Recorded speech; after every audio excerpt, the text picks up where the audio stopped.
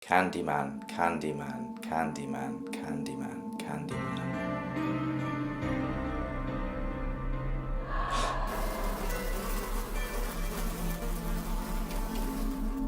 So, Candyman, really good film, no question.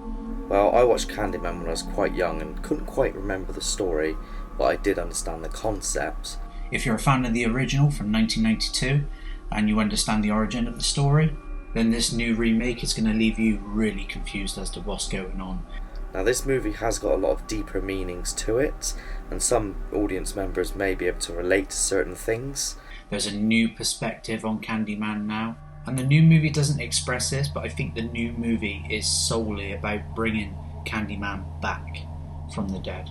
It's a very similar plot to what Helen was going through within the first movie, and her situation was trying to bury the legend of Candyman, but inadvertently she ends up bringing him back. So let's talk about the old perspective of what Candyman is. It's an urban legend about a man, if you say his name 5 times in the mirror, he appears behind you and brutally kills you in the most horrendous fashion. If you look at the original Candyman, you don't actually ever see him other than through Helen's point of view.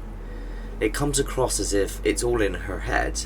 So Candyman's a really scary film for a couple of reasons, and one of them is it locks onto the anticipation of something bad actually happening. You end up being sucked into the film and you feel like you're part of that situation, which is not very nice. Watching the older film, it's got that classic 80s horror feel to it. Yes, one of the elements of horror in this film is about using your imagination. For example, there's a really scary scene in the movie where Helen is walking towards her cabinet in her bathroom. There's no music to give you any indication of what's going to happen. It's not a cheap jump scare, but the hook comes straight through the cabinet.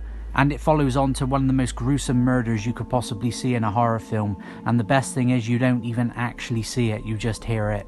But my God, doesn't it drive fear into you? But of course it is designed to scare you and psychologically affect you. Now after you've watched the film, you'll only know if it psychologically affected you if you turn the lights off and take a trip to the bathroom on your own. Then you will know how you feel. I questioned saying it 5 times in the mirror at the start of this video because I felt like I didn't want to mess with something, just in case. Okay, without stating the obvious, how does this new sequel compare and connect to the original Candyman? It's very difficult because the new sequel doesn't explain what should be self-explanatory. After watching this, it took me and Chris a little while and some conversations to talk about this film and the one before to try and tie the connections together to find out who Candyman really is. Daniel Robitaille's portrayal of Candyman in this film is completely dead. It is solely about the rebirth of his story in this film. There's this big perception of the hive that's mentioned within this movie, and it goes into a lot more depth about who and where Candyman and the legend originally came from. So the new Candyman starts out as a prequel to the original.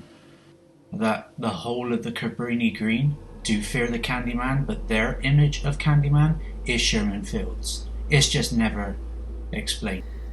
We believe that Candyman is not just one person, but he is a portrayal of the imagination of the individual at that time, and this is purely based on who they have been told Candyman is, and then that is who they see.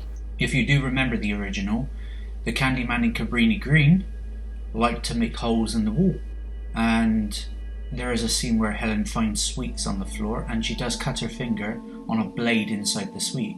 So the story is there. There's a lot of throwbacks within this new film and a few clues to sort of let you know what's going on, but they're not obvious. It kind of leaves it up to the audience to make their own decisions. Apart from a few pointless scenes, this film is really good. You don't want to be going into this film thinking that you're going to be scared, because it is not scary at all. I wouldn't say it scared me per se, because I'm used to horror films, although there are going to be individuals out there that do find this quite freaky, and there's a whole new approach to how people are being killed in a very freaky and eerie way where it can only be seen within the mirrors. Overall, I enjoyed the movie and it left me constantly thinking and wanting to know what was going on here and what was happening there. And I think if a movie has any impact on you in this way, that it's done its job.